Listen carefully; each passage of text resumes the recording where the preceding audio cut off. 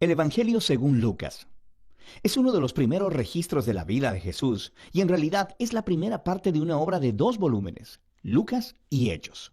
Si comparas las líneas introductorias de ambos libros, es claro que vienen del mismo autor y hay pistas internas en el libro de Hechos, así como en la tradición temprana, que identifican al autor como Lucas, el acompañante de viaje y colaborador del apóstol Pablo, quien sabemos que también era médico. Lucas introduce su obra con un prefacio que nos dice cómo y por qué escribió este libro.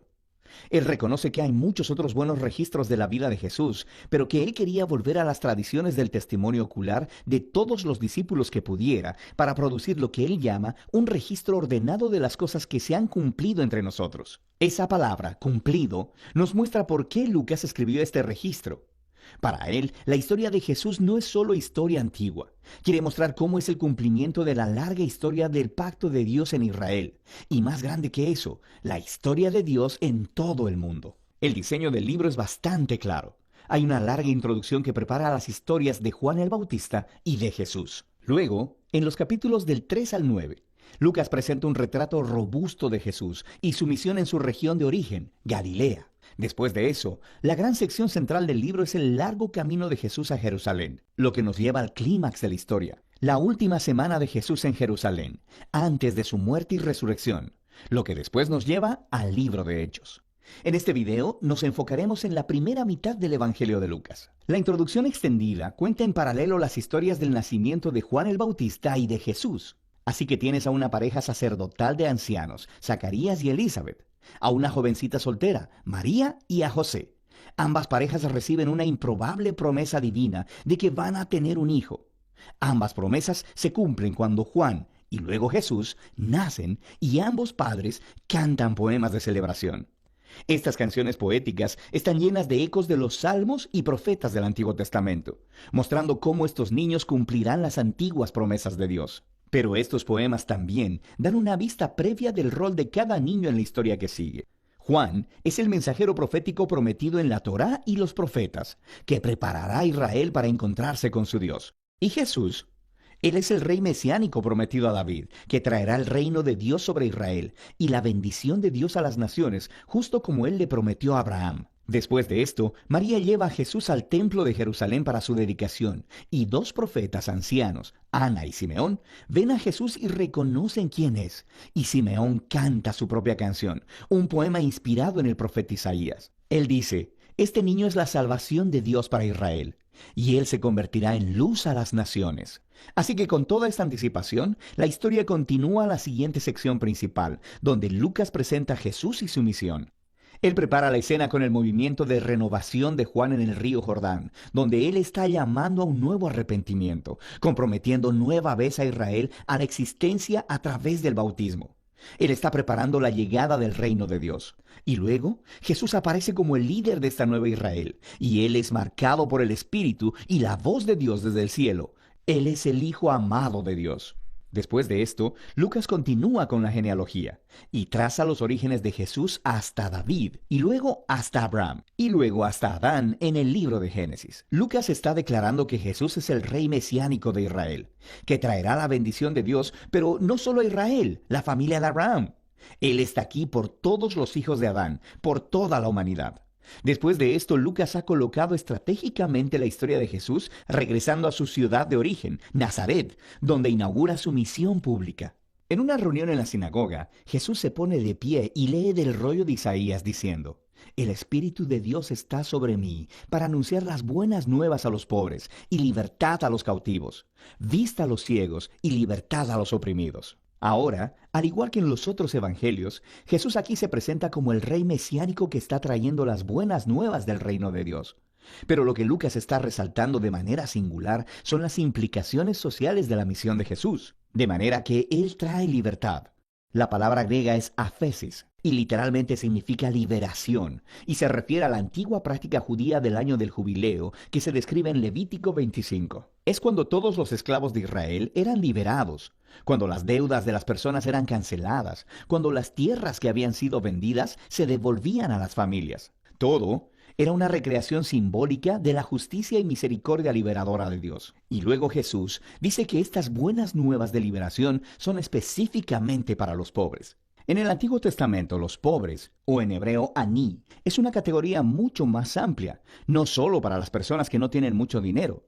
También se refiere a las personas de bajo estatus social en su cultura, como personas con discapacidades, mujeres, niños y los ancianos. También puede incluir a los marginados sociales, como personas de otros grupos étnicos, o personas cuyas malas decisiones los habían dejado fuera de los círculos religiosos aceptables. Y Jesús dice que el reino de Dios es especialmente una buena noticia para estas personas. Así que después de esto, Lucas pone inmediatamente delante de nosotros un gran bloque de historias que nos muestran cómo lucen las buenas nuevas de Jesús para los pobres. Involucran la sanidad de una mujer enferma y en cama, o de un hombre que tiene una enfermedad en la piel, o de alguien que está paralizado. Aquí también hay historias acerca de Jesús dando la bienvenida a su comunidad a un recolector de impuestos como Leví, que no era financieramente pobre, pero que era un marginado social. Hay una historia acerca de Jesús perdonando a una prostituta.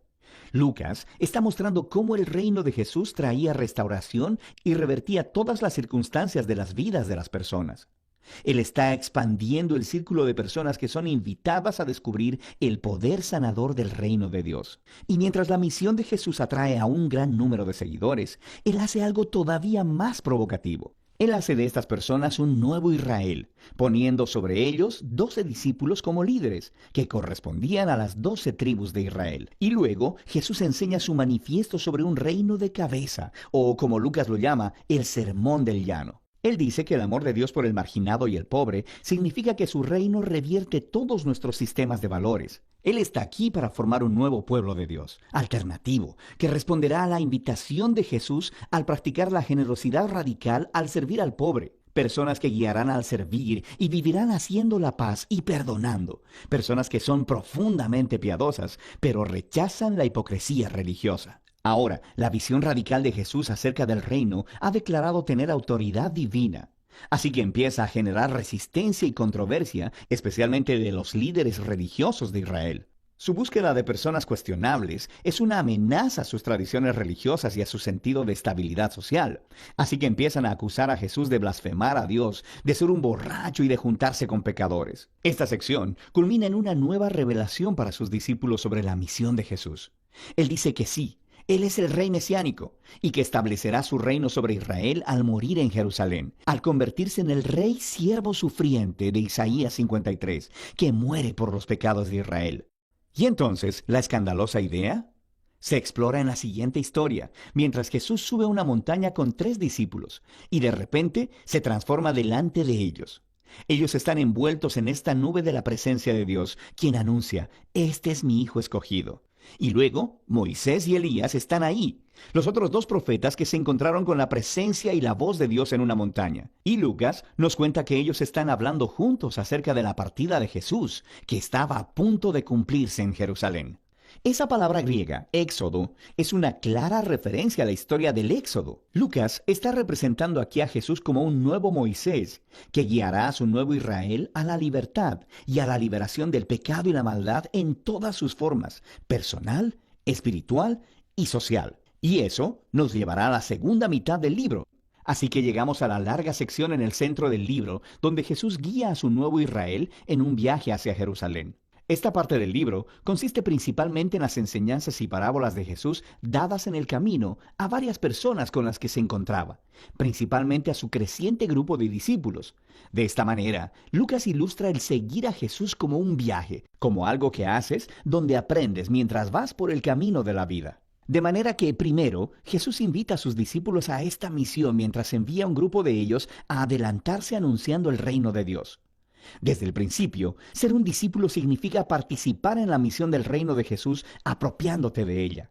Y conforme los discípulos de Jesús regresan, Él empieza a dar varias enseñanzas acerca de la oración, acerca de confiar en la provisión de Dios. De hecho, es en estos capítulos de Lucas que Jesús habla más acerca del dinero, las posesiones y la generosidad que en cualquier otra de sus enseñanzas. Si seguirle a Él es realmente como andar por un camino, debe producir esta mentalidad minimalista, creando una libertad de las posesiones que permite la generosidad radical. Otro tema clave en estos capítulos es la continua misión de Jesús para los pobres. Así que, mientras viaja, Él sigue formando a su nuevo Israel y se encuentra con muchas personas que están enfermas o ciegas. Él se encuentra con samaritanos que son antiguos enemigos del pueblo judío y con Zaqueo, un hombre judío pero que dirige la recolección de impuestos para los romanos. Todos estos marginados sociales se encuentran con Jesús y son transformados por este encuentro. Así que se unen a su comunidad del reino, la cual Jesús describe como una gran fiesta de banquete. Él está aquí para buscar y salvar a los perdidos. Así que está celebrando cuando las personas descubren la misericordia de Dios. Pero no todos en esta fiesta están felices.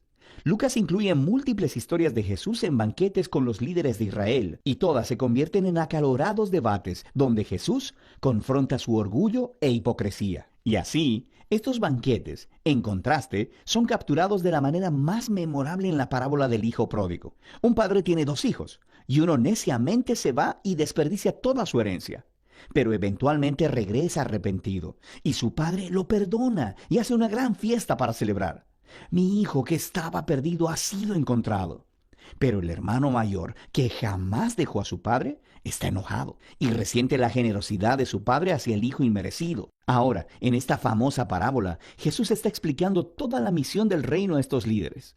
Sus fiestas representan la gozosa bienvenida de Dios a toda clase de personas en su familia. El único requisito es la humildad y el arrepentimiento. Así que esto resalta la tragedia de los líderes de Israel, quienes rechazan a Jesús y a su comunidad del reino de cabeza. Esta resistencia a Jesús crece y Él, finalmente, llega a Jerusalén para la Pascua. Conforme se acerca a la ciudad, Él está llorando.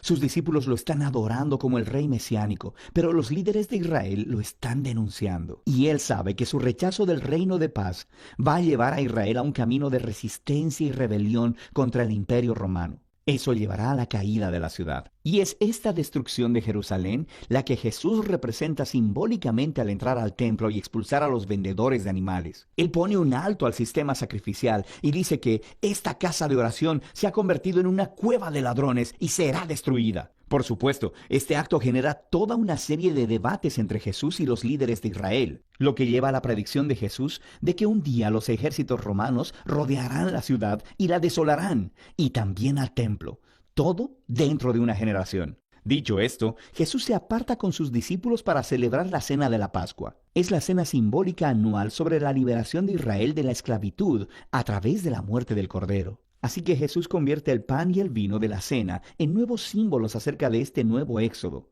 Su cuerpo partido, su sangre derramada, traerán liberación para el nuevo Israel de Jesús. Después de la cena, Jesús es arrestado y examinado delante de los líderes judíos, y luego sometido a juicio como uno que declara ser rey. Y Lucas enfatiza la inocencia de Jesús. Pilato, el gobernador romano, dice que Jesús es inocente 3 veces antes de ceder. Incluso Herodes, que reina sobre Galilea, no encuentra nada con qué acusar a Jesús, pero los líderes finalmente convencieron a Pilato de crucificarlo, así que eso hacen. Pero incluso en su dolorosa muerte, Jesús encarna el amor y la misericordia de Dios de los que tanto enseñó. Él ofrece el perdón de Dios a los soldados mientras lo crucifican. Y luego, cuando uno de los criminales ejecutados junto a Jesús se da cuenta de quién Él es, Él dice: «Acuérdate de mí cuando vengas en tu reino». Y las palabras finales de Jesús son una oferta de esperanza a un criminal humillado. Hoy estarás conmigo en el paraíso. Y así, con este último acto de generosidad y bondad, Jesús muere. Su cuerpo es colocado en una tumba, y en el primer día de la semana, algunos de los discípulos de Jesús vienen a la tumba para encontrarla vacía. Y hay 2 figuras angélicas ahí, diciéndoles que Jesús está vivo, que se ha levantado de los muertos. Así que se van completamente asombrados. Y es aquí donde Lucas cuenta una de sus historias más hermosas. 2 de los discípulos de Jesús están saliendo de Jerusalén hacia una ciudad llamada Emaús, y están desconsolados por la muerte de Jesús. Y de pronto, Jesús está allí, caminando a su lado, pero ellos no lo reconocen. Él les pregunta, ¿por qué están tan tristes? Y ellos empiezan a hablar de sus esperanzas, de que Jesús será el que redimirá a Israel. Pero ahora, Él está muerto. Todo fue en vano. Pero después, mientras Jesús cena con estos 2 discípulos, Él parte el pan para ellos, justo como lo hizo en la cena de la Pascua. Es en ese momento que ellos lo reconocen, y Él desaparece. Lucas está contando la historia para hacer una poderosa declaración acerca de seguir a Jesús. Cuando los discípulos de Jesús imponen su agenda y su perspectiva de la realidad sobre Jesús, Él permanece invisible y desconocido para ellos. Es solo cuando nos sometemos al reino de cabeza de Jesús que se representa en su cuerpo quebrantado en la cruz ofrecido en amor. Solo así podemos ver y conocer al verdadero Jesús. La escena final de este libro es otra cena. Jesús se aparece a sus discípulos y les explica a partir de las escrituras del Antiguo Testamento cómo todo esto fue parte del plan de Dios, que el Mesías se convertiría en el rey de Israel al sufrir y morir por sus pecados y al conquistar su maldad al resucitar. Así que ahora, como el profeta Simeón prometió en el capítulo 2, el reino de Jesús saldría de Israel, para que el perdón de Dios pueda ser anunciado a las naciones y que todos sean invitados a seguir a Jesús. Pero Jesús le dice a sus discípulos que esperen en Jerusalén por la venida del Espíritu para empoderarlos para esta nueva misión. Y esto, por supuesto, hace que sigas leyendo el segundo volumen de Lucas, el libro de Hechos. Pero por ahora, este es el Evangelio según Lucas.